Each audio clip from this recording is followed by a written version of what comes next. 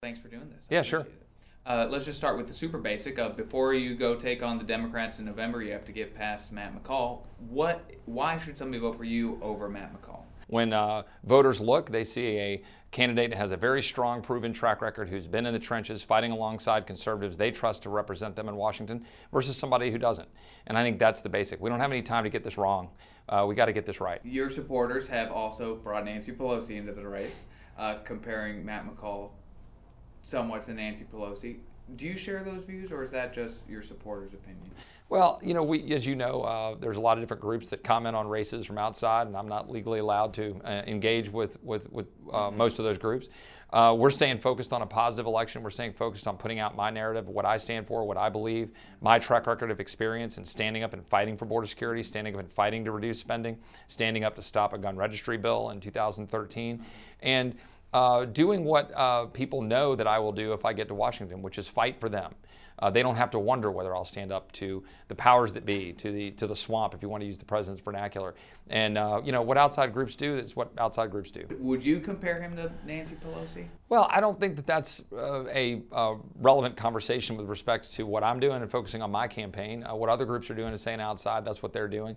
And I think some groups are focusing, I think, rightly on which candidate can win. And I think if you look at the core of what those groups are focusing on, in particular the ad you're referring to, they're trying to see which candidate can win. Is it a candidate who has run twice and lost as sort of a professional candidate, or is it a candidate who has been standing up for the people of Texas with a proven track record as a conservative? And that's what they've got in Chip Roy. Some of your priorities: cut federal regulations and spending. What do you cut? I think if you start with the basics and recognize that you fund our military, make sure our men and women in uniform get the tools that they need and our veterans are cared for when they get home, then you build your budget up from that like any family does, any home, in America. So that's what you do, and you get to a 5-year balanced budget, and I think we can do that if we work to do it. Is there anything that you could specifically name that you think deserves less money than what it's getting now?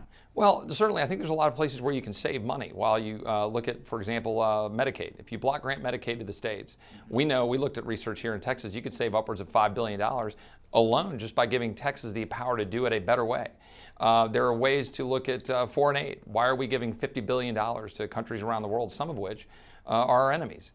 Absolutely, we should give aid to Israel, $3.8 billion. But we should take a hard look and zero out foreign aid and build it back up to the needs of our friends and our allies around the world. How do you restrain the growth of Medicaid without taking away services that people would need? You would take the Medicaid dollars, and under the theory of block granting it, and take the dollars that we're currently spending that would go to recipients in Texas, block grant it to Texas and let it do much more effectively at the local level and the state level than what Washington can do. It's a fundamental principle of our founding principles of federalism. I believe we should basically live our lives allowing California to be California and let Texas be Texas. Let us manage our lives closer to home where we can take care of people in our communities. Support a border wall?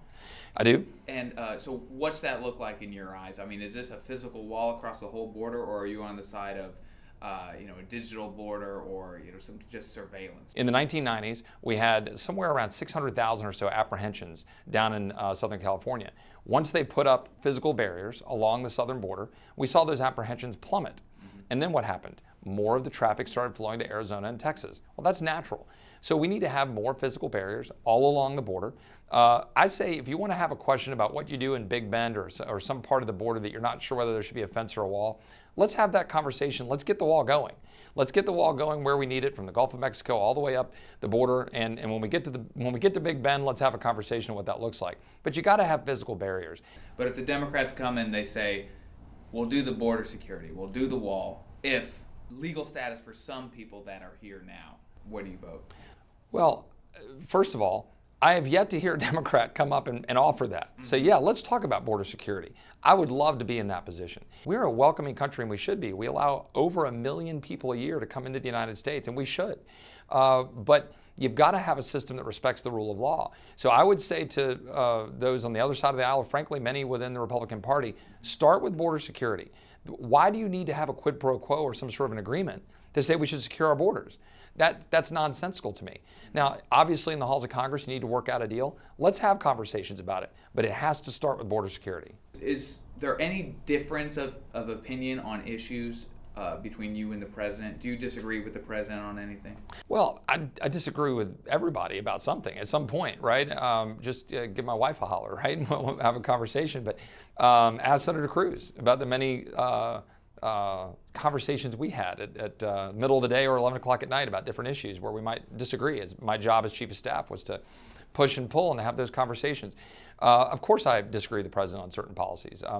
But I think you got to look at the overall package and say, is the president leading, and give the president the room to lead. And I think a lot of people in Congress, including Senator Cruz and others, are giving the president the room to step out and lead and drive forward, and we're seeing the benefit of that over the last 16 months. Do you think there's an issue in the race that's not getting enough attention or enough press?